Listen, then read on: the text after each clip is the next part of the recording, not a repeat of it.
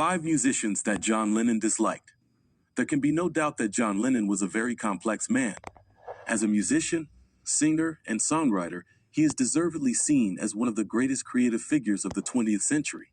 His work with the legendary band, the Beatles, his solo career, and his promotion of peace through creative media events all combined to make him an historical icon. From personal conflicts to musical differences, Lennon was known for his candid opinions. He made some enemies on his way to stardom. He expressed his hatred of critics while shunning those who did not respect his genius. Here are 5 artists that John Lennon publicly expressed his dislike. Bob Dylan.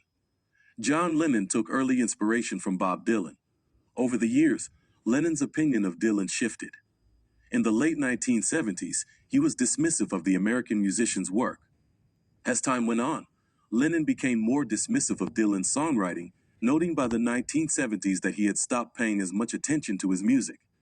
In a 1979 audio diary, however, Lennon allegedly gave a scathing critique of Dylan's 1979 album, Slow Train Coming.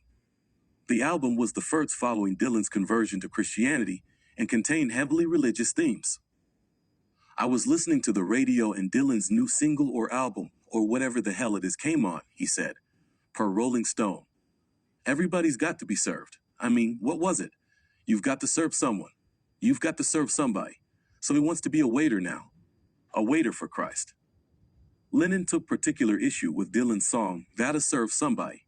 According to the former Beatle, the song's backing was mediocre, the singing really pathetic, and the words were just embarrassing.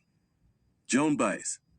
In that same 1971 interview with Jan Wenner, Lennon named 2 folk musicians he simply refused to listen to.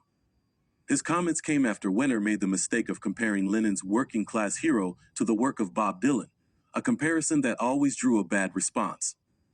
"I never liked the fruity Judy Collins and Joan Baez and all of that stuff," he went on to claim.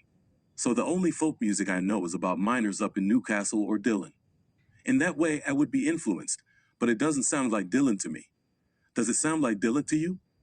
Frank Sinatra. Frank Sinatra, the legendary crooner of the Rat Pack era. Despite Sinatra's immense popularity, Lennon was critical of his singing style, dismissing it as outdated and irrelevant. "Frank is a cool guy, but his music just doesn't speak to me.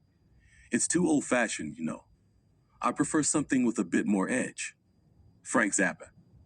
In Lennon Remembers, he expresses his hatred of critics while shunning those who fail to respect his genius. To illustrate this point, he compares himself to Frank Zappa, who at that time was practically synonymous with artistic integrity. Zappa's this screaming, "Look at me, I'm a genius, for what do I have to do to prove to you what I can do and who I am, and don't dare criticize my work like that. You don't know anything about it." However, when he released Sometime in New York, he ripped Frank Zappa off. Paul McCartney. John Lennon's complicated relationship with Paul McCartney is well documented. From their early days in Liverpool to the Beatles' split in 1970, John and Paul were joined at the hip, writing songs eyeball to eyeball in cramped tour buses and hotel beds. Their relationship became increasingly fractious from 1968 onwards, though the seeds of their resentment were likely planted long before. Things came to a head in 1971 when they started writing songs to attack one another following the acrimonious disbandment of the Beatles, for which McCartney was being blamed at the time.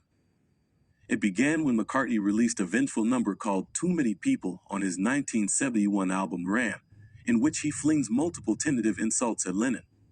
On learning of these, the bespectacled rocker retaliated with "How Do You Sleep?", featuring an equally miffed George Harrison on guitar.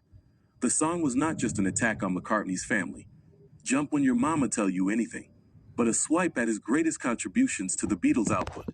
Take the line, "The only thing you done was yesterday," a reference to McCartney's celebrated song for Help.